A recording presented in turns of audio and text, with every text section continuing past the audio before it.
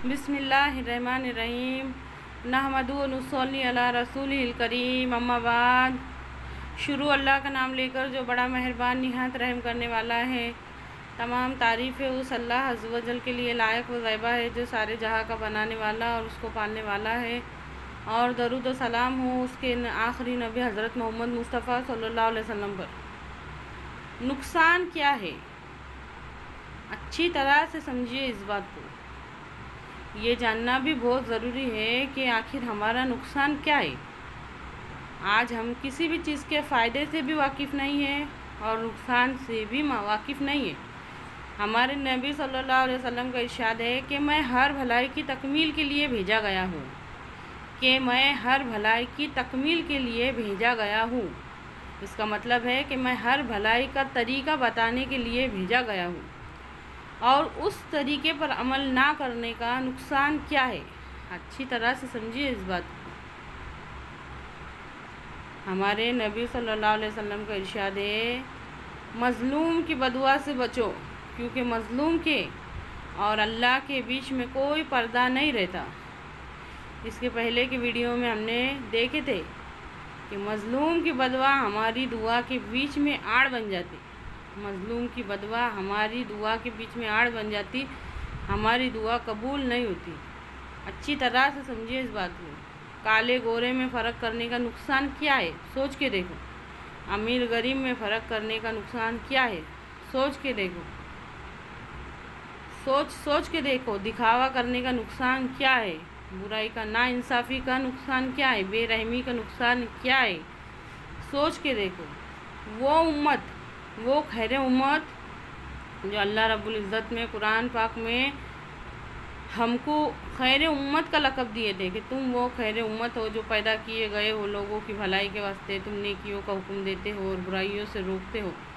اس خیر امت میں سے ہم زیادہ سے زیادہ لوگوں کو کم کرتے چلے جا رہے ہیں۔ جب ہم ایسا اس میں سے جب یہ فرق ہوگا، یہ فرق جتنا زیادہ بڑھیں گا اتنی زیادہ خیر امت کم ہوتے جائیں گے۔ فقر اور غریبی انسان کو کفر تک لے جاتے ہیں۔ ہمارے نبی صلی اللہ علیہ وسلم کا ارشاد ہے کہ غریبی، محتاجی اور فقر انسان کو کفر تک لے کے جاتے ہیں۔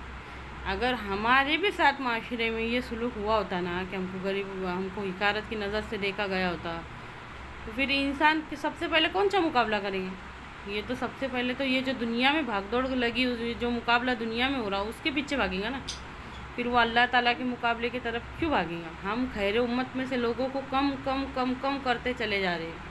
اللہ کے واسطے بات کو سمجھو، اس کے نقصانات سے واقف ہو، اس کو اچھی طرح سے جان دو، اور ان چیزوں کے فائدے بھی جانو کہ کیا فائدے نبی کریم صلی اللہ علیہ وسلم کے طریقے پر زندگی گزارنے کے کیا فائدے۔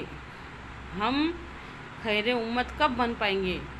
جب ہم ہمارے نبی صلی اللہ علیہ وسلم کو یہ سمجھیں گے کہ آپ صلی اللہ علیہ وسلم ہر بھلائی کی تکمیل کے لیے بھیجے گئے تھے۔ حیا کی اہمیت کو سمجھیں گے، انصاف کی اہمیت کو سمجھیں گے، رحم کی اہمیت کو سمجھیں گے، ہر چیز کی اہمیت کو سمجھیں گے، دکھاوا نہیں کرنے کی اہمیت کو سمجھیں گے، کالے گورے میں فرق نہیں کرنے کی اہمیت کو سمجھیں گے، امیر غریب کے فرق نہیں کرنے کی اہمیت کو سمجھیں گے۔ یہ سب کام نہیں کرنے کی اہمیت کو سمجھنا پڑے گا کہ یہ نہیں کرنا بہت ضروری ہے۔ ہم یہ سب بات سے بہت پیچھے ہیں۔ اللہ کے واسطے بات کو سمجھو۔ کیا تعلق ہے ایمان کا اسلام سے؟ اسلام کا مسلمان سے؟ اور کیا تعلق ہے مسلمان کا اس بڑھتی ہوئی برائی سے؟ اچھی طرح سے بات کو سمجھو۔ اے اللہ کہنے سننے سے زیادہ عمل کرنے کی توفیق دے، اور نبی کریم صلی اللہ علیہ وسلم کے نقش قدم پر چلنے کی توفیق دے۔ اے اللہ ہم کو ہر چیز کے نفع نقصان کی کو سمجھنے کی، اور سمجھ کر اس کو روکنے کی، اور خود بھی عمل کرنے کی اور دوسروں کو بھی عمل کرنے کی توفیق دے۔ آمین۔